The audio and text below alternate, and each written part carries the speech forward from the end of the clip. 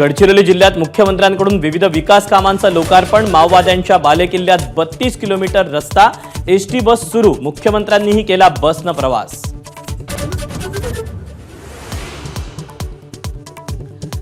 माओवादावर अंतिम प्रहार करण्याची वेळ, मुख्यमंत्र्यांची एबीपी माझाला एक्सक्लुझिव्ह प्रतिक्रिया। नक्षल्यांचा दलमला एकही माणूस मिळत नसल्याची प्रतिक्रिया।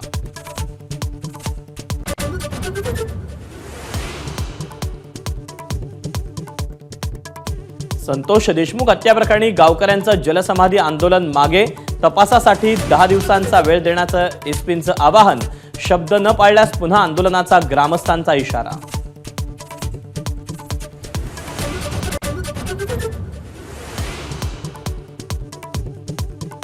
आत्मसमर्पणापूर्वी 22 दिवस वाल्मिक कराड नेमका होता कुठे? एबीपी माझाच्या हाती खडानखडा माहिती। सीआयडीनं चौकशी केलेल्या महिलेकडेही काही दिवस मुक्काम।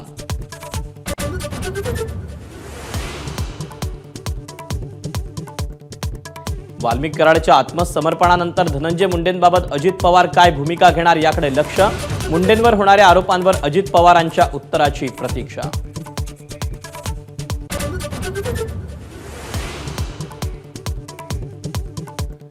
कोकणात ठाकरेंच्या शिवसेनेला मोठा धक्का बसण्याची शक्यता।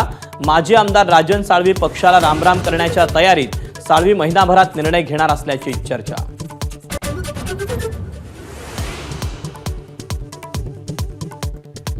पाणी पुरवठा मंत्री गुलाबराव पाटलांच्या पाळधी गावात 2 गटातील वादाचं पर्यावसन जाळपोळीत। उद्या सकाळी 6 वाजेपर्यंत संचारबंदी। 20 ते 25 जणांविरुद्ध गुन्हा दाखल।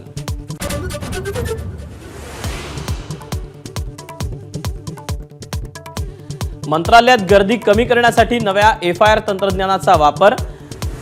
इमारतीमध्ये प्रवेश करतानाही पास स्कॅनिंग बंधनकारक।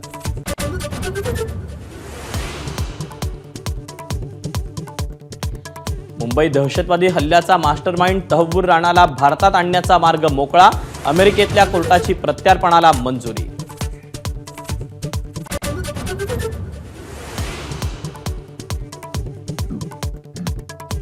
गुजरात लॉबीच्या नावाखाली सरसंघचालकांच्या वक्तव्याला विरोध होत असल्याचा महंत सुधीरदास यांचा आरोप।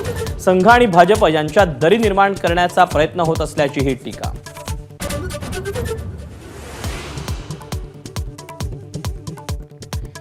...207व्या शौर्य दिनानिमित्त विजयस्तंभाला अभिवादन करण्यासाठी पुण्यातील कोरेगाव भीमामध्ये मोठी गर्दी।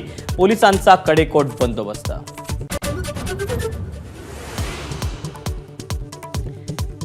एअर इंडिया ठरली विमानात वायफाय सुविधा देणारी पहिली विमान कंपनी। देशांतर्गत प्रवासादरम्यान प्रवासात मिळणार वायफाय सुविधा।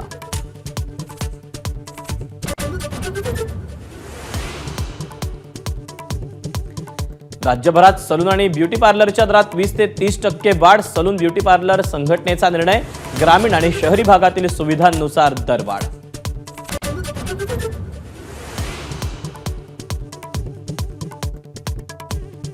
अक्कलकोटमध्ये दर्शन घेऊन गाणगापूरकडे निघालेल्या गाडीचा अपघात। 4 जणांचा मृत्यू। तर सोलापूर धुळे मार्गावर महाकाळमध्ये अपघातात एकाच कुटुंबातील 4घांवर काळाचा घाला।